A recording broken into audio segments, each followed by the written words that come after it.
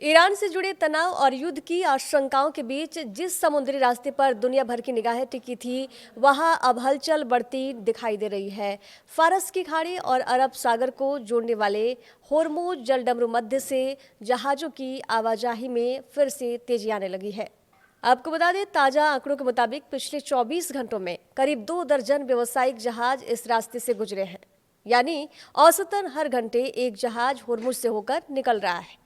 होर्मुज जलडमरू मध्य फारस की खाड़ी को अरब सागर से जोड़ता है और दुनिया के बड़े हिस्से का तेल इसी रास्ते से दूसरे मुल्कों तक पहुंचता है। जानकारी के अनुसार इन जहाज़ों में तेल ले जाने वाले टैंकर और कार्गो जहाज दोनों शामिल हैं। पिछले अगर हम 24 घंटों की बात करें तो 8 तेल टैंकर और 2 कार्गो जहाज फारस की खाड़ी से बाहर निकल चुके हैं, जबकि 8 तेल टैंकर और 6 कार्गो जहाज खाड़ी के अंदर पहुंच चुके हैं। ये संख्या पिछले कुछ महीनों की तुलना में ज़्यादा है। बता दें कि पहले 110 जहाज गुजरते थे। दरअसल फरवरी की अगर हम बात करें तो आखिर में शुरू हुए ईरान से जुड़े संघर्ष के बाद इस समुद्री रास्ते पर जहाज़ों की आवाजाही काफ़ी कम हो गई थी।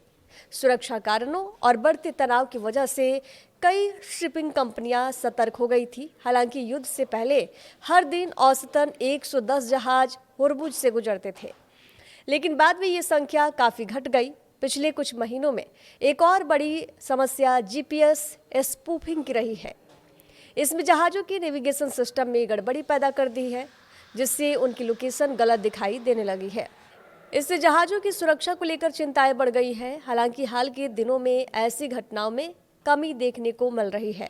होर्मुज जलडमरू मध्य दुनिया की सबसे अहम समुद्री व्यापार मार्गों में गिना जाता है। खाड़ी मुल्कों का बड़ा हिस्सा तेल और गैस इसी रास्ते से दुनिया के अलग अलग मुल्कों तक पहुंचता है। इसलिए यहाँ जहाज़ों की बढ़ती आवाजाही को वैश्विक व्यापार और ऊर्जा बाजार के लिए राहत भरी खबर माना जा रहा है।